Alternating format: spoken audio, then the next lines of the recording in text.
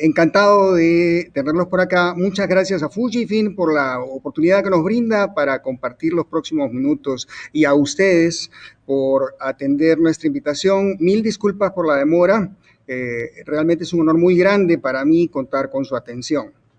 El color es una percepción que, como todas las experiencias sensoriales, resulta tremendamente fascinante. El color influye en nuestro estado de ánimo, y incluso involucra hasta emociones. A veces incluso influye en nuestras decisiones, nos alegra, nos entristece, pero sobre todo nos identifica.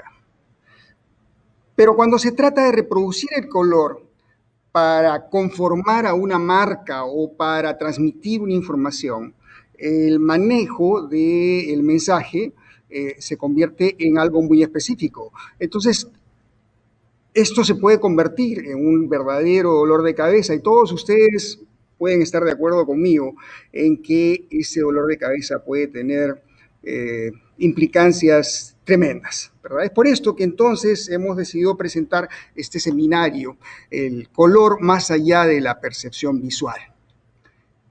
Siguiente, por favor, entremos a la presentación. La agenda de este seminario. Primero, ¿cuál es la finalidad de administrar el color? ¿Cómo lo hacemos? ¿Cómo realmente llegamos a lograr esa administración? ¿Cuál es la parte del software que se usa para administrar el color? Luego haremos un recorrido por los diferentes flujos de trabajo que intervienen en la administración de color y finalmente entraremos a los temas de los colores especiales, gamut extendido y las consideraciones que debemos tener al trabajar con colores especiales. Siguiente. ¿Cuál es la razón por la cual debemos administrar el color? Para poder reproducir un color en un dispositivo, un determinado color en un dispositivo, el problema es que cada uno de estos dispositivos reproduce el color o percibe el color, recibe el color de forma distinta. La cámara fotográfica toma una versión del color y tiene una información RGB de ese color. Pero otra cámara fotográfica puede tener otra información, lo mismo que el escáner. Un monitor proyecta una misma configuración o de valores RGB, lo proyecta de una manera o de otra, e incluso entre impresoras y prensas tenemos versiones distintas del color. Cada dispositivo de entrada entonces reproduce el color o lo interpreta de manera distinta. No solamente entre RGB y CMYK las conversiones, sino también dispositivos del mismo modelo de color pueden tener interpretaciones o reproducciones distintas del color. Siguiente, por favor. Entonces, necesitamos establecer un lenguaje numérico que describe el color de una manera exacta. Así entonces, cada dispositivo se alinea a este lenguaje definiendo valores individuales, los valores individuales que requiere para reproducir ese color y lo va identificando con el color reproducido o recibido. Siguiente, por favor. Ese lenguaje universal entonces es el espacio de descripción de color LAD. Cada color tiene un arreglo de coordenadas distinta. Todos los colores visibles tienen una descripción particular. Sin embargo, no existe un dispositivo que específicamente reproduce o interpreta los valores LAD. Tiene que haber un ciclo de conversión para poder hacer lo siguiente. A continuación, entonces, vamos a revisar los pasos que se deben seguir para la correcta reproducción del color. Siguiente. Primero, ensamblamos un lenguaje o tabla de conversión o lenguaje universal. Siguiente. Esa tabla recibe el nombre de perfil ICC. Cada elemento que constituye el sistema de reproducción necesita esa tabla como elemento descriptivo del catálogo de colores que puede representar. Por ejemplo, en algunos lugares, el siguiente, por favor. Todas las mediciones, entonces, se ponen en esa tabla de interpretación llamado perfil ICC. Como ven, en este caso, lo que se está haciendo es una caracterización del dispositivo de entrada. Tenemos los valores RGB a un lado y esos valores RGB producen una determinada representación del color que se comunican en los valores LAB correspondientes. Por ejemplo, tenemos el valor RGB 240, 204, 225, que en realidad produce un color que está en las coordenadas LAB 14, 35 y 36, así sucesivamente. Entonces, para cada color hay unos valores específicos de entrada y eso produce un valor, una coordenada, un color que está dentro de determinadas coordenadas LAD. Siguiente. En el caso de la caracterización de los monitores, entonces se hace una medición secuencial de parches que se van presentando alternadamente usando un espectrodensitómetro, un espectrofotómetro, y usando un software que va enviando los colores uno a uno y entonces va tomando los valores LAB que van reproduciendo y va armando esa tabla propiamente dicha. Siguiente. En el caso de la caracterización de los dispositivos de salida o impresoras, lo que se usa es exactamente lo mismo, pero en este caso, en lugar de ir presentando secuencialmente cada color, lo cual sería absolutamente impráctico, lo que se hace es que se imprime un patrón de parches y se va midiendo los valores LAB de cada uno de esos parches y según su ubicación se va conformando la tabla. Generalmente se utilizan softwares que hacen ese barrido o esa lectura de manera dispositivos de medición, colorímetros, espectrofotómetros, que con un software y en un dispositivo mecánico, un brazo mecánico, van haciendo la medición secuencialmente. Siguiente.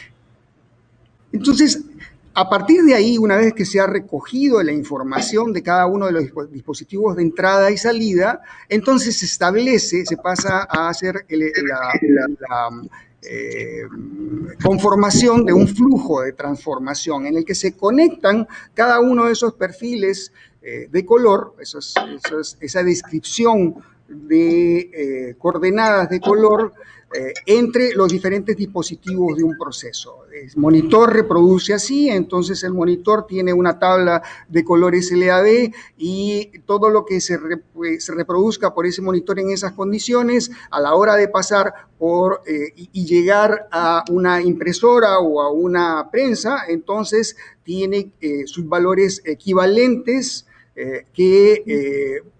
de porcentaje de CMYK que deben representar exactamente el mismo color. Siguiente. Entonces, de lo que se trata precisamente es de interconectarlos. Para eso, muchas veces interviene el sistema operativo o software de aplicación individuales montados dentro de un flujo de trabajo que los interconecta entre sí y entonces hace ese proceso de transformación. Siguiente. Entonces, como pueden ver acá, de lo que se trata es que cada uno de los perfiles logrados en cada uno de los dispositivos, en este caso tenemos a la mano izquierda una cámara que tiene un mapa de conversión de valores RGB a LAD.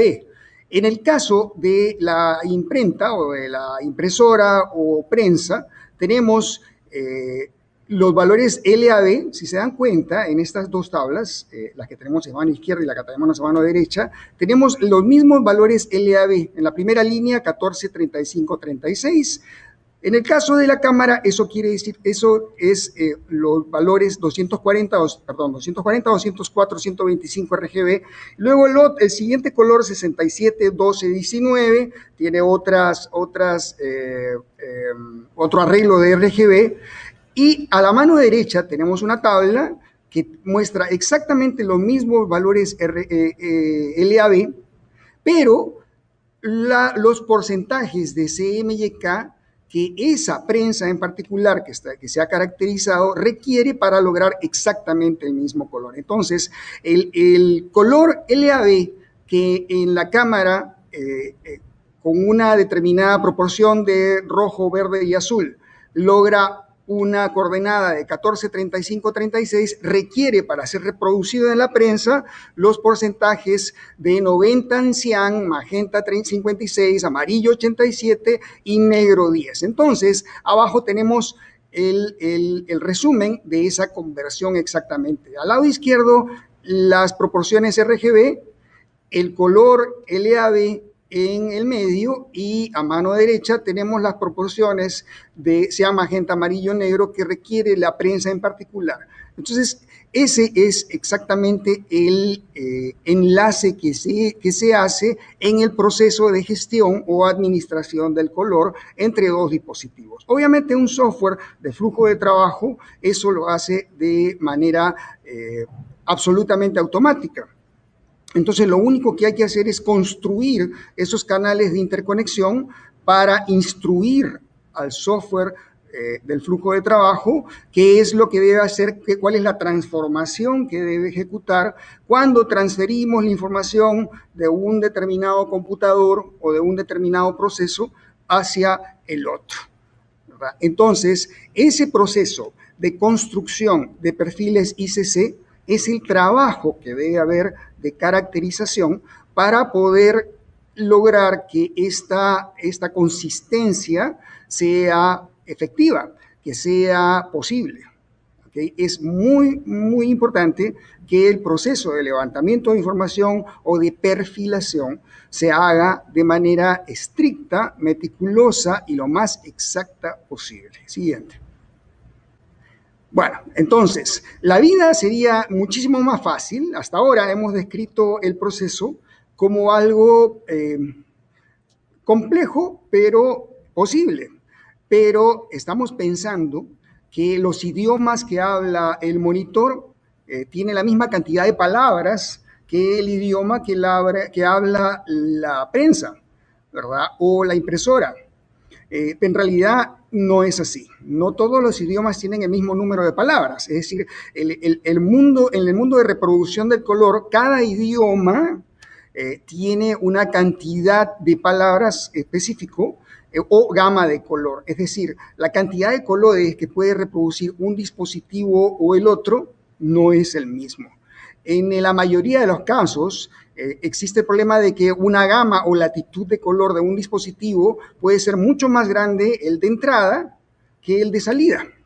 Entonces tenemos que hacer un intento de igualación para hacer que el espacio de color o la gama de color que es realmente reproducirme al momento de imprimir encaje dentro de o sea, que el de entrada encaje en el de salida, pero tiene que haber algo que haga esa compresión o esa equidistancia entre la diferencia de colores que se pueden reproducir. Adelante, por favor, siguiente. Ok, entonces a eso se le llama intento de conversión, en el cual una gama de color, digamos gamut 1, que es más grande, debe encajar en la otra gama de color, que es el gamut 2. Entonces, a eso se le llama intento de conversión. Siguiente. Ahora, el tema de perfilar cada uno de los dispositivos, lo que hace es que nos da una idea o una tabla específica de lo que ese dispositivo puede reproducir, ¿de acuerdo?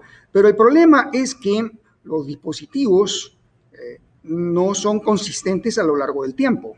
Un monitor va degradándose en la capacidad que tiene de reproducción de los colores. Así lo mismo sucede con una impresora. Pero a la hora de ir a la impresora me refiero a la prensa, offset, flexo o lo que fuera que sea el proceso, lo que sucede es que es un aparato mecánico bastante complejo, donde involucra presiones, donde involucra transferencias y transformaciones de las tintas y de los sustratos, y hay desgaste mecánico, etcétera, etcétera.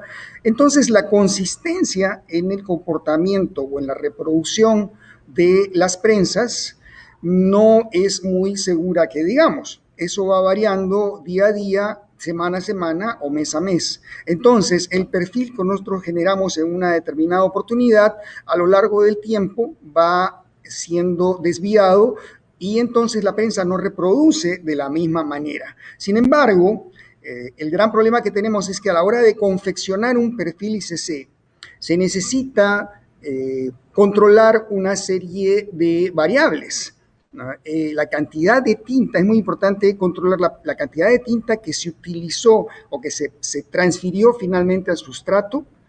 Y la segunda es el desarrollo que tiene el incremento de valor tonal o ganancia de punto a la hora que esa cantidad de tinta ha sido depositado en ese sustrato. Entonces, hay una serie de factores, como decía, presiones, el procesamiento de las planchas que se usan para reproducción, la viscosidad de la tinta, etcétera. Hay un montón de factores que influyen en que esas condiciones reproduzcan de la misma manera. Siguiente.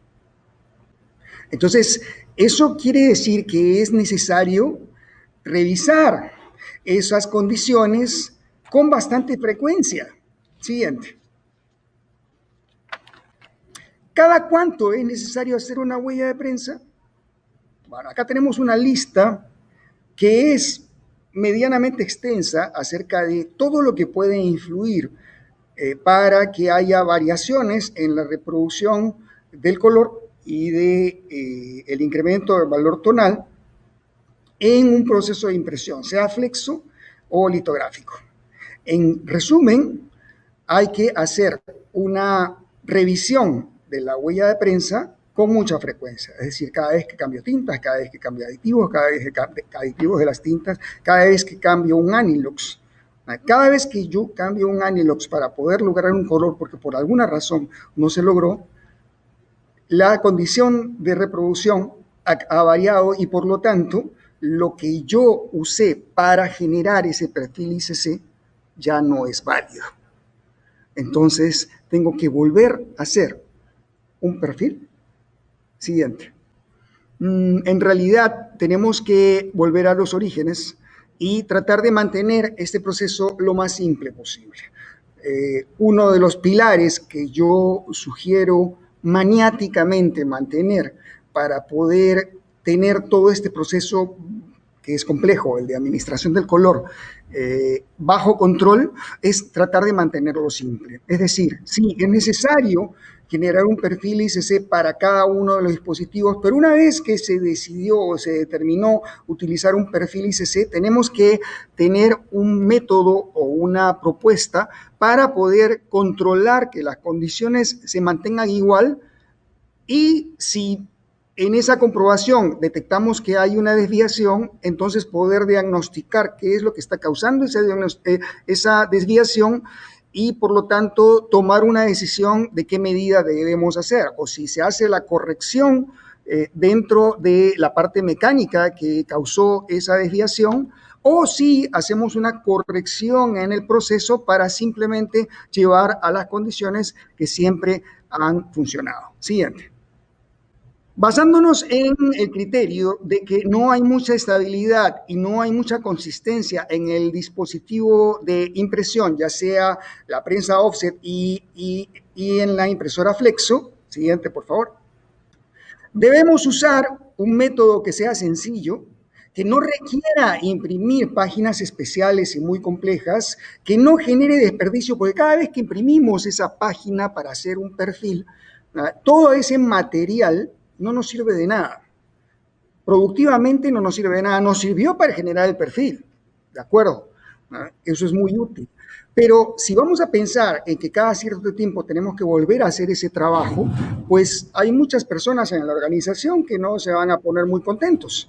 Entonces, tenemos que tratar de evitar todos esos desperdicios, tanto en material como en tiempo, y además poder tener un resultado rápidamente que nos permita llegar a conclusiones inmediatas y aplicar correcciones cuan pronto sea posible, que sea fácil de usar y que no estorbe el trabajo del personal de producción. Siguiente, por favor. Debe brindar ese procedimiento reportes de color y de la ganancia de punto, es decir, del incremento de valor tonal, tanto en los colores proceso, CMYK, así como también en colores especiales. Es decir, muchas veces ocurre que se necesita imprimir un Pantone, un color Pantone o un color especial, no, una fórmula especial, y esa fórmula especial no solamente va como un color pleno, como un sólido, sino también que va en un degradé. Bueno, ese degradé, a la hora de que se imprime como un punto, ese punto va a tener una ganancia de punto. Pero tenemos un problema. Ese color especial, que no es cian, magenta, amarillo, negro, ¿cómo hacemos para compensarlo? ¿Cómo hacemos para medirlo? ¿No? ¿Y qué me dices acerca de gama extendida? La gama extendida es la impresión con tramas, pero no solamente de cian, magenta, amarillo y negro, sino incluye otros colores que ahora vamos a revisar, que son colores especiales. Y entonces hay que medir la ganancia de punto de esos colores especiales y hay que compensarlo. ¿Compensarlo a qué? ¿A dónde lo vamos a llevar?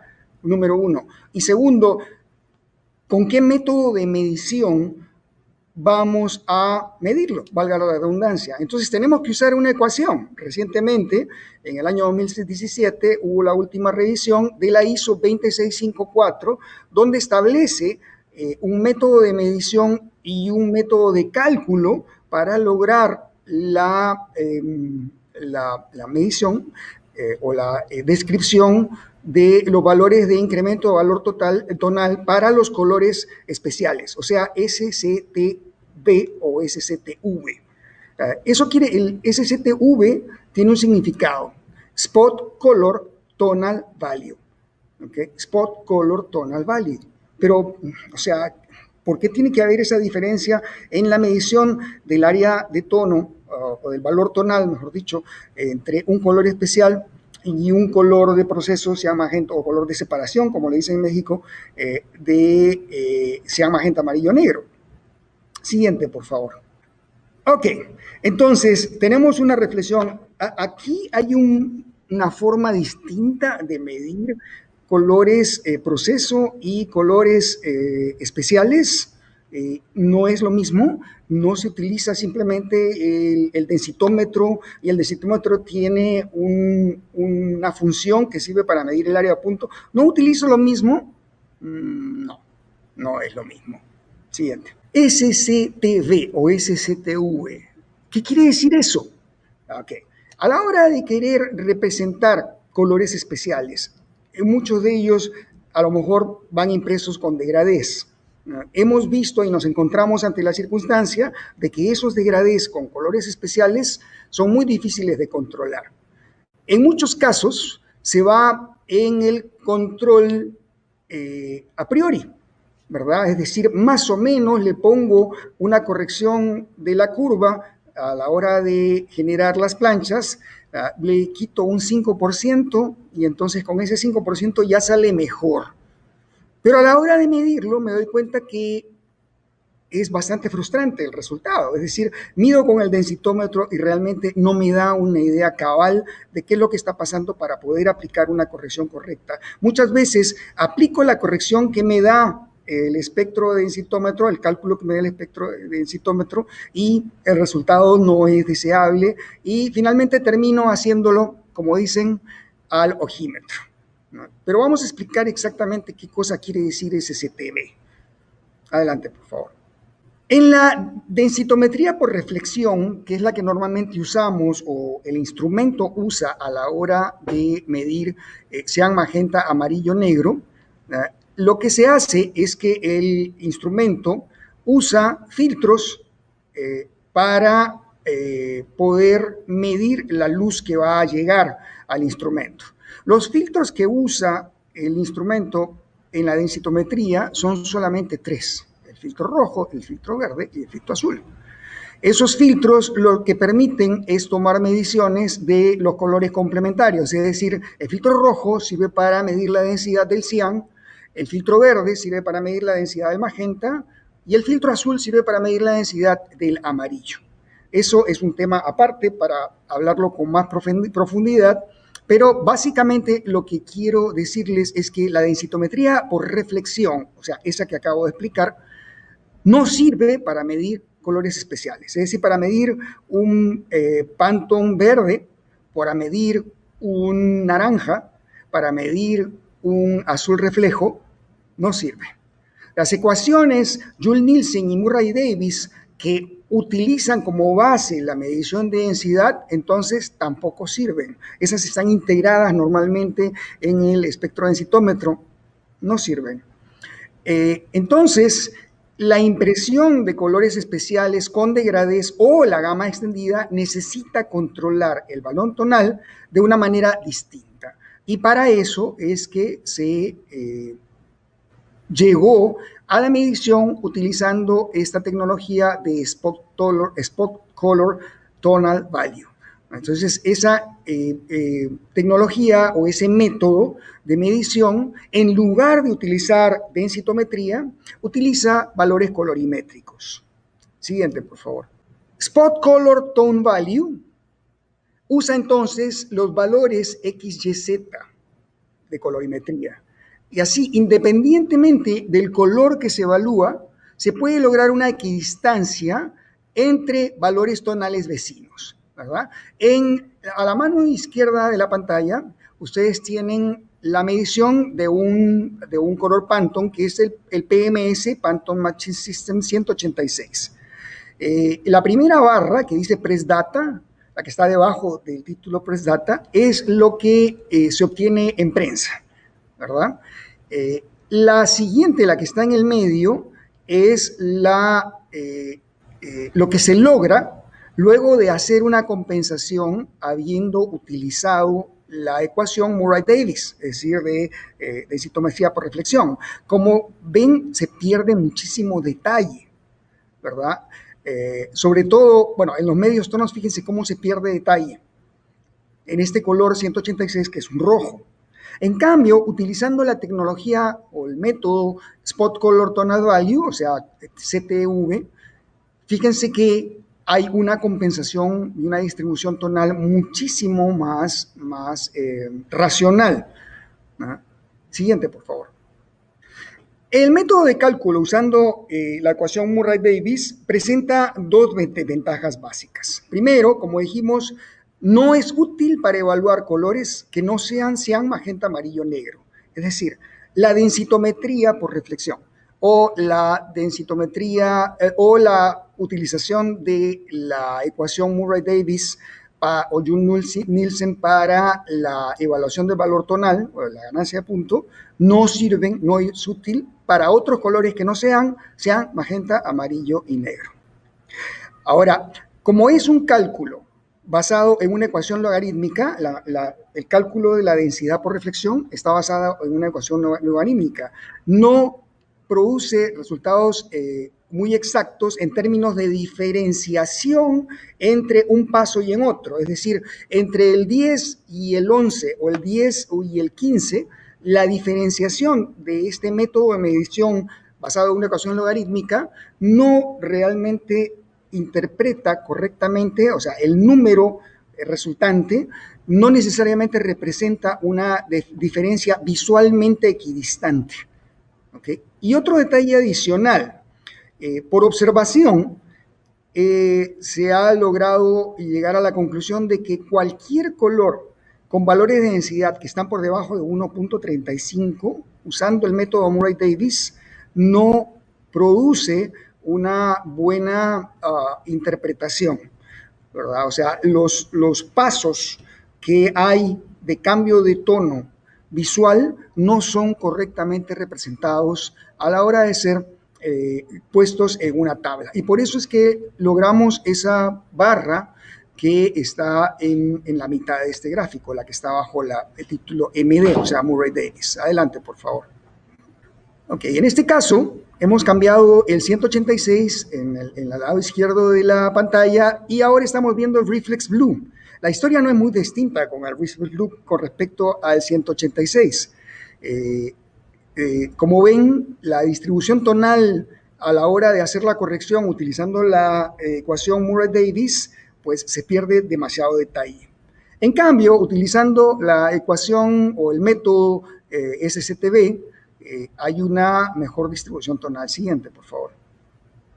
Ok, Entonces, para poder trabajar con gama extendida, que es utilizando colores que no son adicionales a sea magenta, amarillo y negro, tenemos que tener en cuenta lo que acabamos de mencionar a la hora de medirlos. ¿Por qué?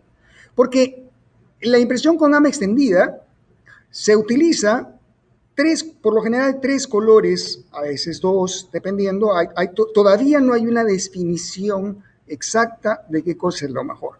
Pero digamos, cada vez las cosas se van acomodando a que con 7 colores logro expandir la gama de reproducción de una manera bastante aceptable. Aceptable en términos de qué, ya lo vamos a ver en un momento, pero logramos de hecho una mayor amplitud en los colores reproducibles, porque lo que no podíamos reproducir utilizando la combinación de valores tonales de cian, magenta, amarillo y negro, pues se agranda o se amplía bastante al introducir 3 colores adicionales. ¿Qué colores adicionales? Ahora lo vamos a ver. Siguiente, por favor. Ok, en el tema de la gama extendida, todavía hay un poquito de pan por rebanar, pero ya estamos llegando a conclusiones. Aunque todavía no se ha generado propiamente un estándar, hay varios esfuerzos que se están orientando de manera convergente, ¿no? Y ya tenemos bastante avanzado.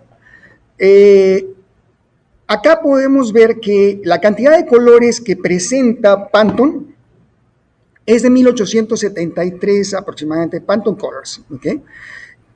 Con la combinación de tramas negros y magenta amarillo, logramos reproducir de esos 1873 colores de Pantone, logramos reproducir 1280.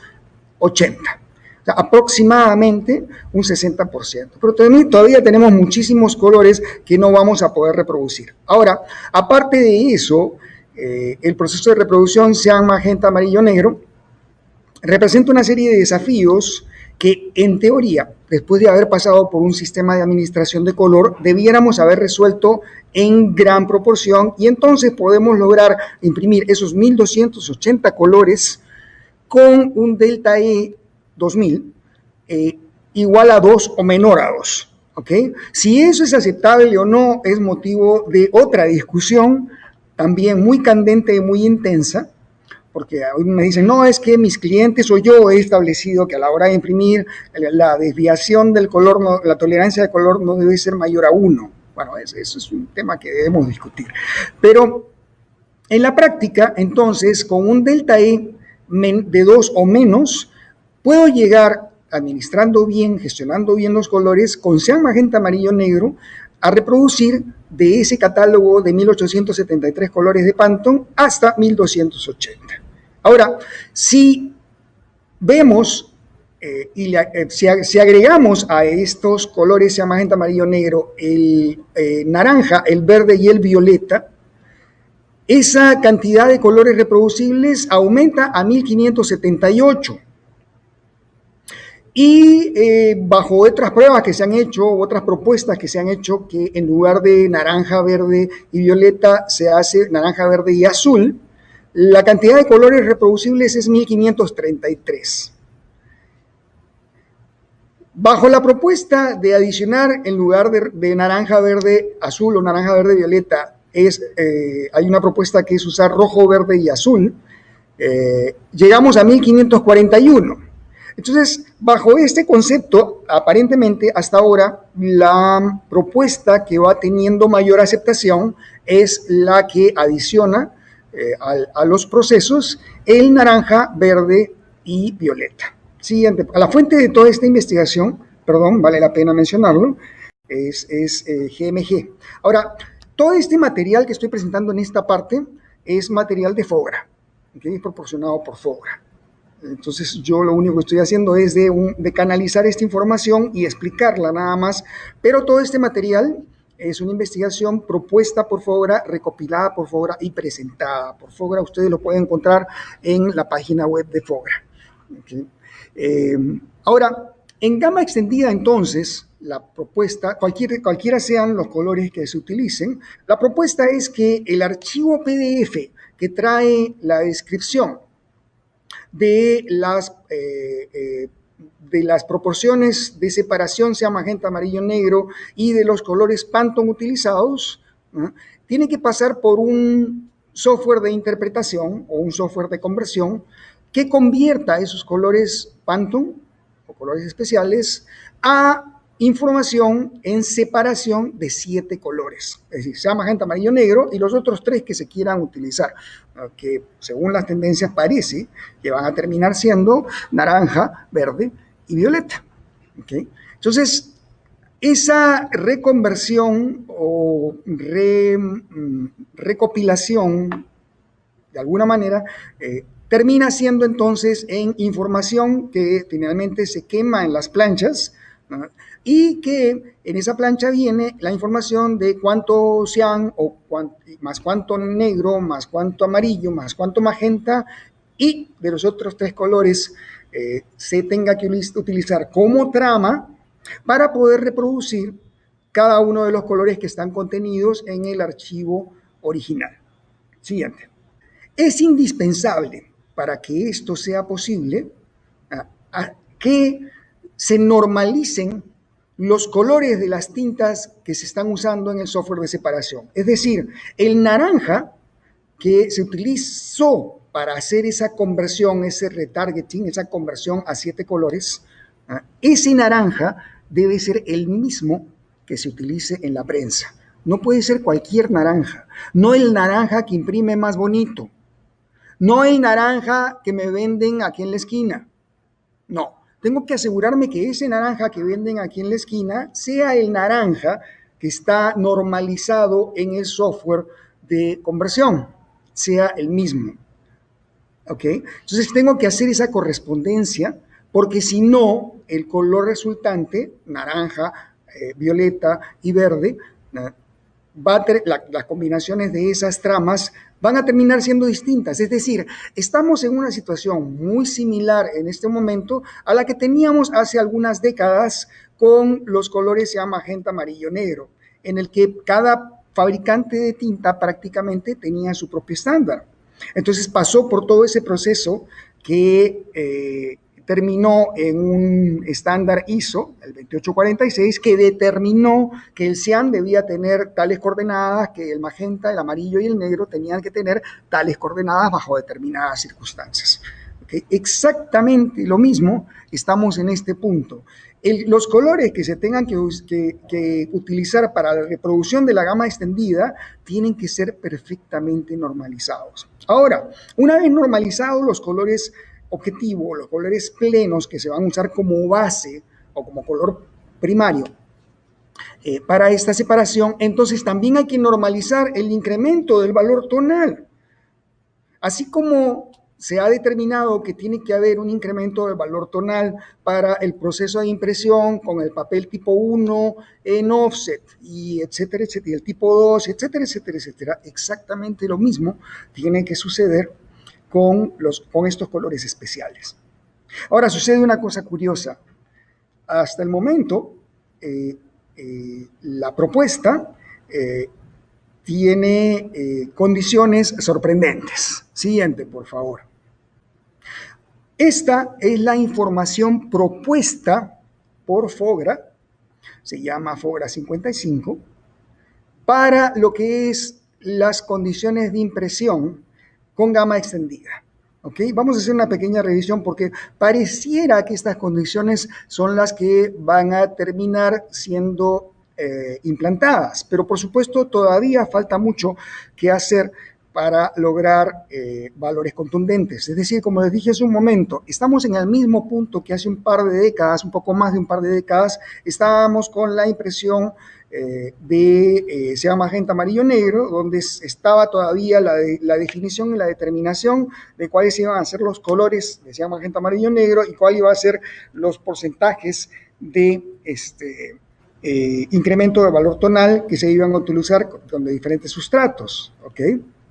Pero en este caso, entonces, FOGRA 55 lo que propone es que los colores que se van a usar, además del cian, magenta, amarillo, negro, sean el naranja, verde y azul, violeta, y que las condiciones de iluminación bajo lo cual se deba medir todo esto deban ser M1, es decir, como si los papeles llevaran abrillantadores ópticos. La secuencia de impresión, otro tema de gran discusión, debe ser negro, cian, magenta, amarillo, naranja, verde y azul, y esa debe ser la secuencia siempre, toda la vida, porque si ustedes empiezan en la creatividad de estar cambiando porque me mancha el verde, es que el verde se mancha con el naranja, y es que el negro me ensucia esto y lo otro, vamos a tener, como dicen mis amigos argentinos, un quilombo. No, la secuencia debe ser esa. ¿Ok? CMYK, los objetivos de color de CMYK deben conformar a los valores establecidos en FOGRA 51, incluyendo el tema o las consideraciones de balance de gris, lo cual hace que toda esta discusión entre Gracol y G7 e ISO se aplane un poco y se viabilicen un poco las cosas. Todo lleva a una tendencia a que todos se están poniendo de acuerdo, gracias a Dios. Después de eso viene el fin del mundo, pero no importa.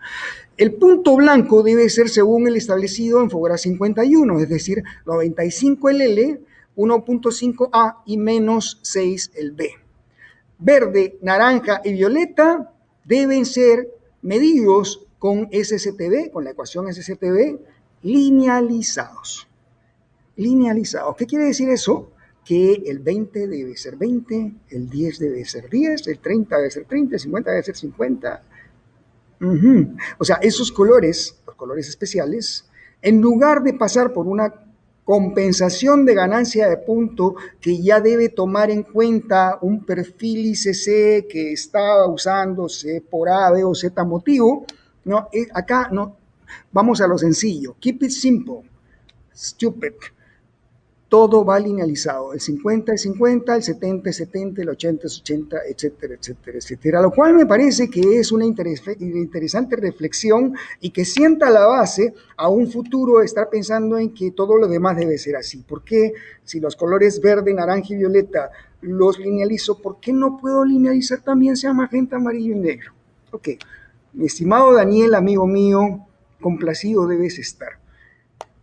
El verde es el Pantone Green Coated, ¿no? Por supuesto, bajo la consideración uncoated, si estoy imprimiendo sobre papeles no recubiertos, entonces se asume que debe ser el objetivo de color Pantone Green Coated. El asunto es que usamos el Pantone Green regular, cuyos coordenadas CLAB son esas, las que están ahí, 57.7 L, menos 77.2, etcétera, etcétera, etcétera, ¿no? Y es el verde 7, el index, con un color index de verde 7. El naranja también está tipificado, esas son las consideraciones, y el violeta está tipificado. Entonces, más claro, imposible.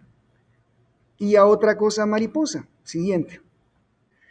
Ahora, todo este tema, ¿qué oportunidades de negocio nos brinda el uso de el método de medición STV y la gama expandida? Pues todo nos lleva a una simplificación del proceso.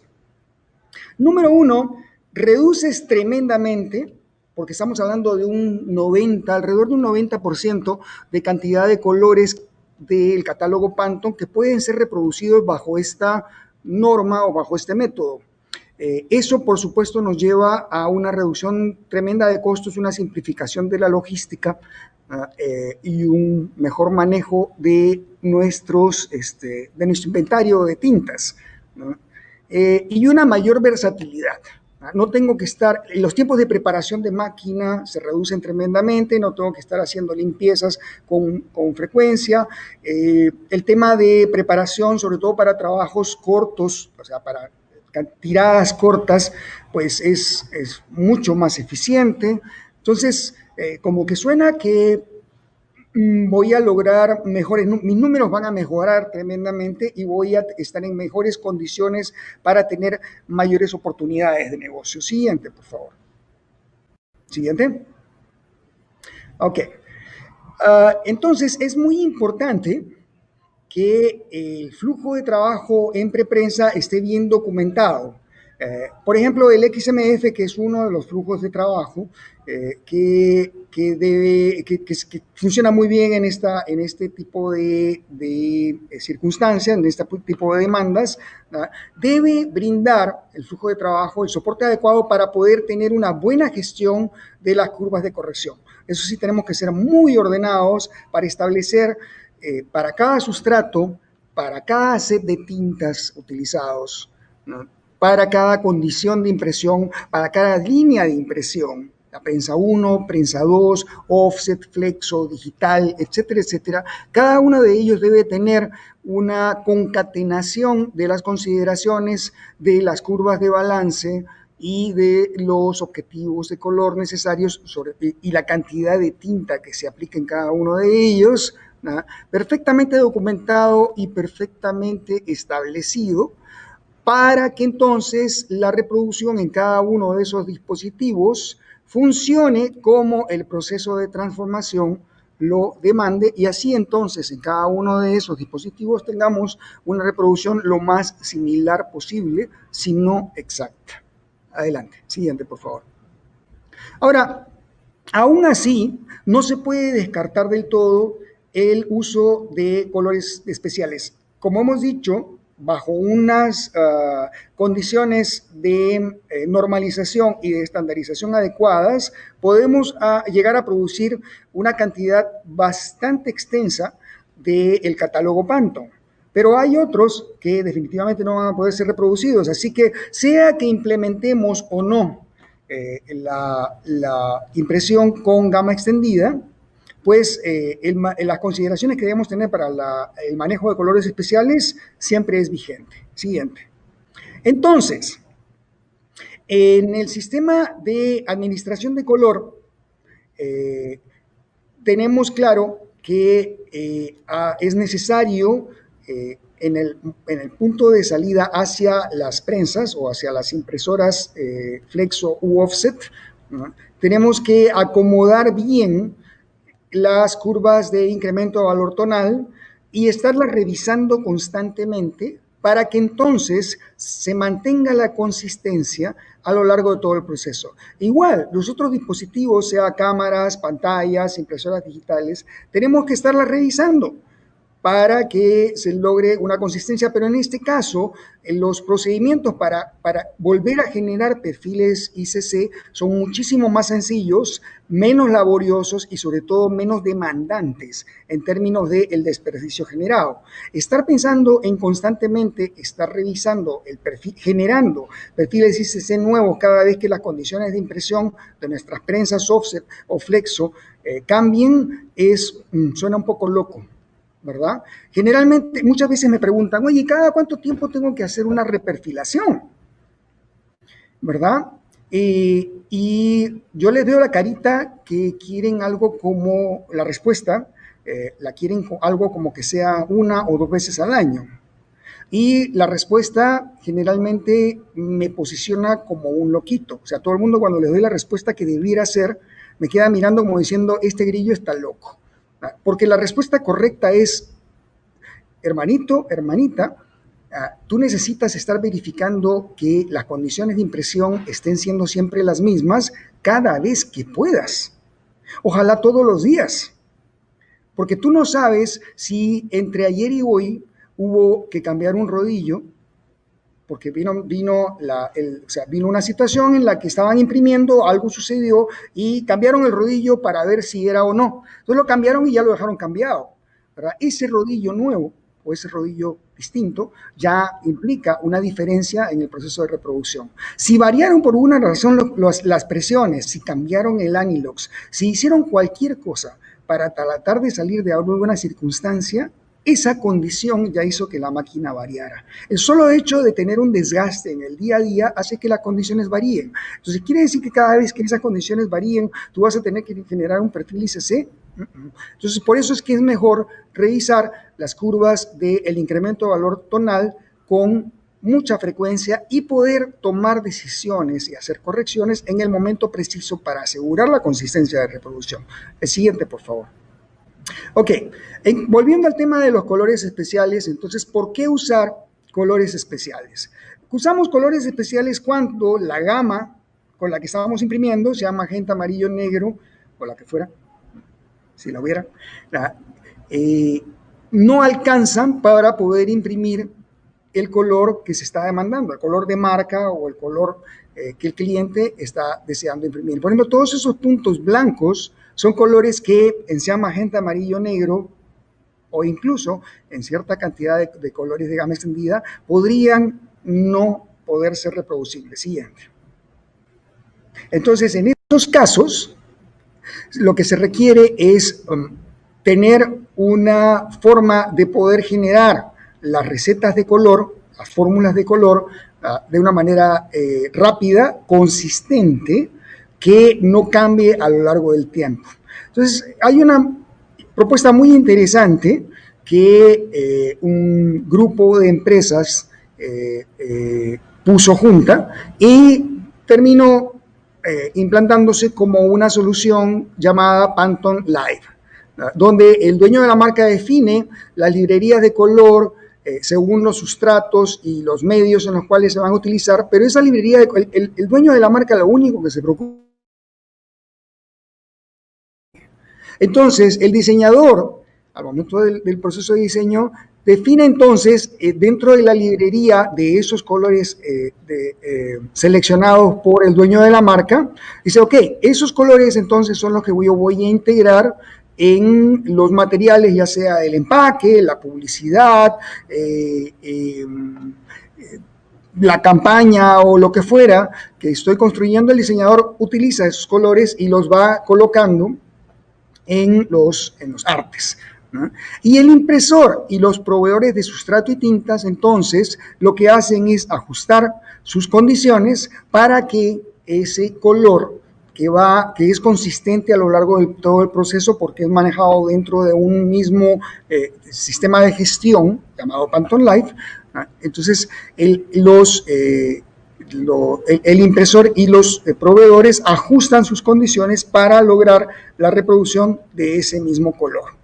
¿Okay? Por supuesto que hay una serie de productos y una serie de soluciones que me sale una pantalla que dice solamente una cortina. Ok, ok, perdón, el bruto soy yo entonces, disculpen, mil disculpas. Hoy día la ley de Murphy se ha manifestado en la más plena de sus versiones, les pido mil disculpas. Entonces, ¿cuáles son los beneficios de la correcta administración del color? Siguiente, por favor. Normalmente, cuando no logramos una correcta conformidad del color, lo que ocurre es que hay una cantidad de trabajos bajados de máquina, y en el caso que estoy tratando de ejemplificar, estamos hablando de una circunstancia en el que por cuestiones de conformidad de color, 6 a 8 trabajos por semana necesitaban ser retirados y decir, mira, ¿sabes qué? No estamos logrando la conformidad, ya tenemos 2, 3 o 4 horas tratando de llegarle a la conformidad y no lo logramos, saca el trabajo, pon el siguiente a ver si con ese tenemos mayor éxito. Entonces, 6 a 8 trabajos por semana pasaban por esta circunstancia. Siguiente, por favor. Vamos a tratar de cuantificar las pérdidas debido a ese trabajo bajo la premisa de que el costo de máquina es de $120 por hora, más o menos es un costo de máquina, por hora máquina, estándar, ¿verdad? Eso quiere decir que a 2.5 horas perdidas por cada uno de esos trabajos, cada trabajo que era retirado de máquina representaba $300, ¿verdad? Siguiente.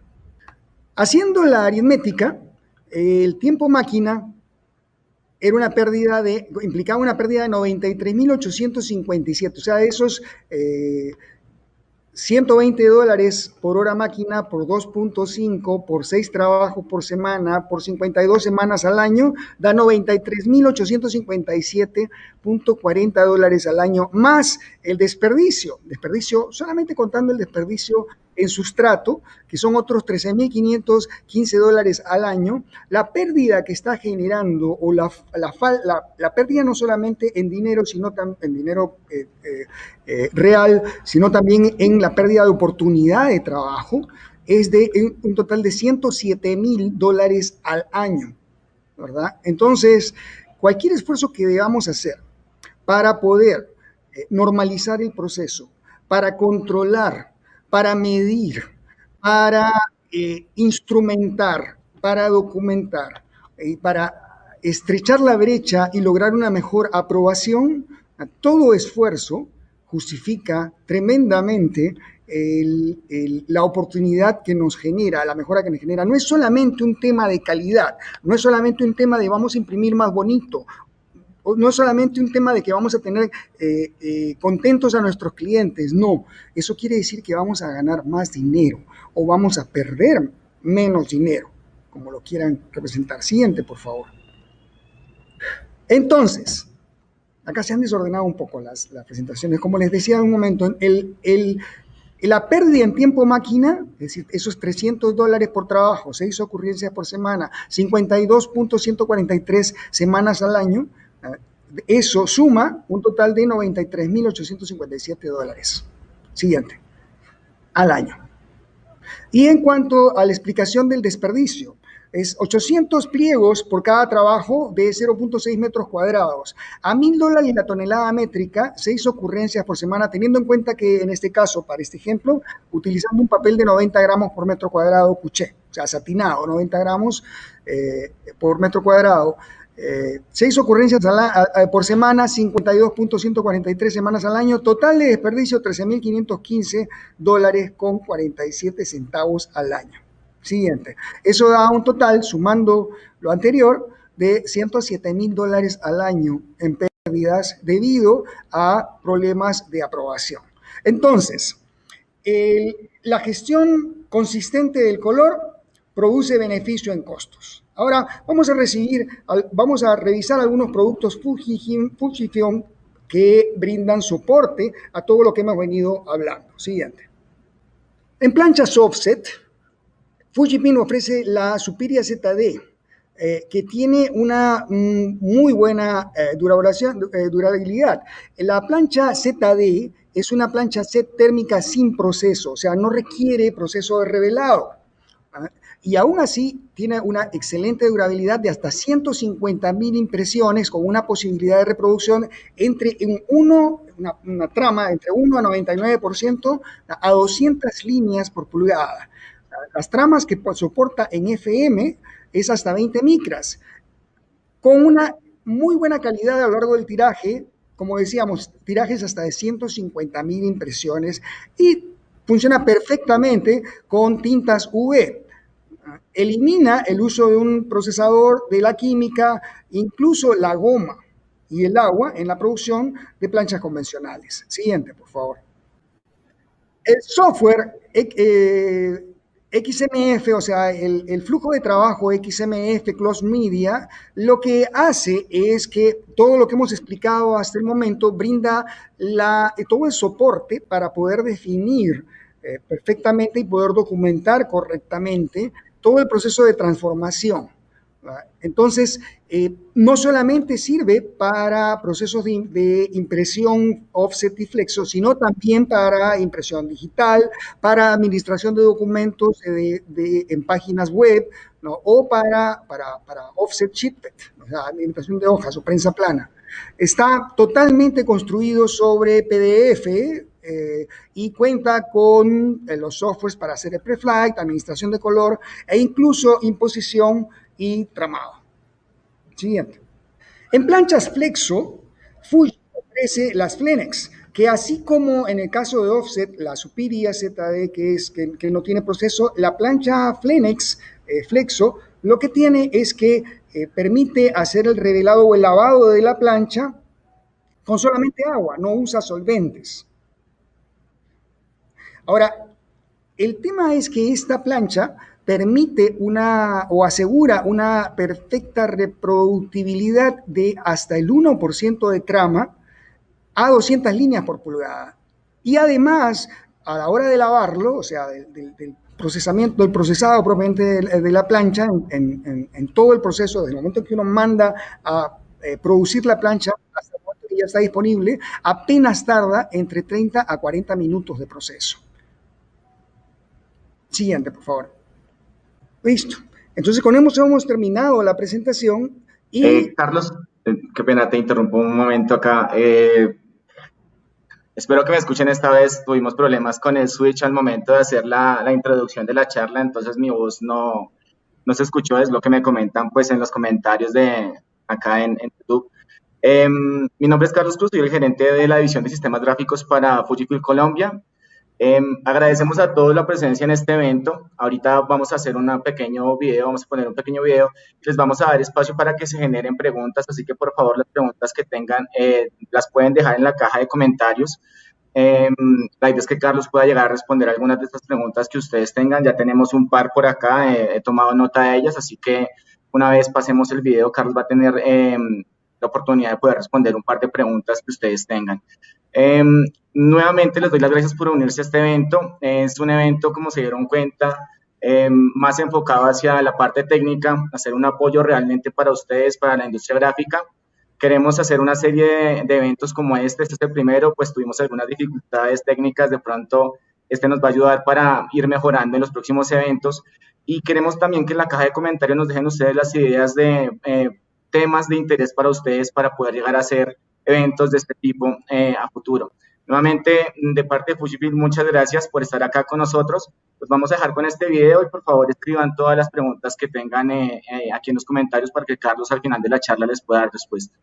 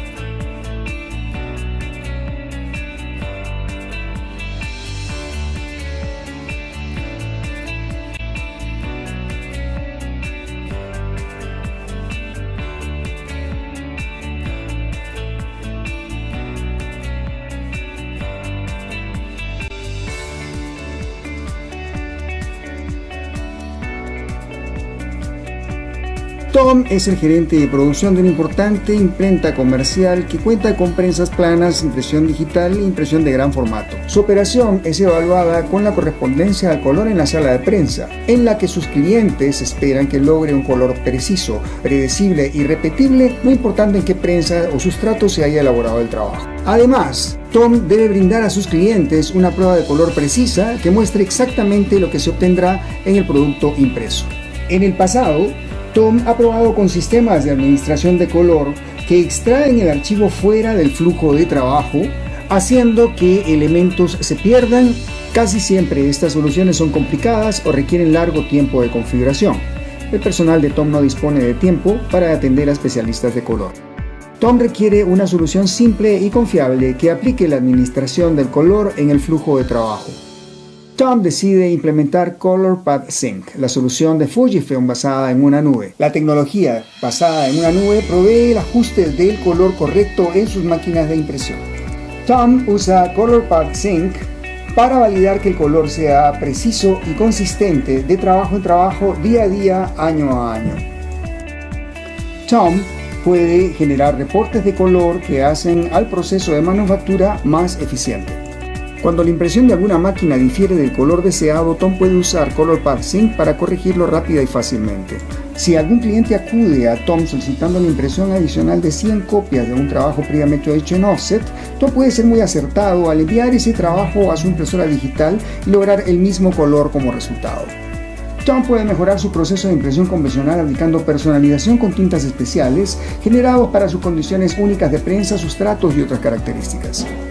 Ahora, con el optimizador de tintas, los trabajos de impresión de Tom se estabilizan. Los productos impresos pueden ahora ir desde la prensa hasta la puerta más rápidamente que antes. Si Tom requiere ayuda o consejo acerca de algo, los equipos profesionales de Fujifilm pueden asistirlo y brindar su experiencia.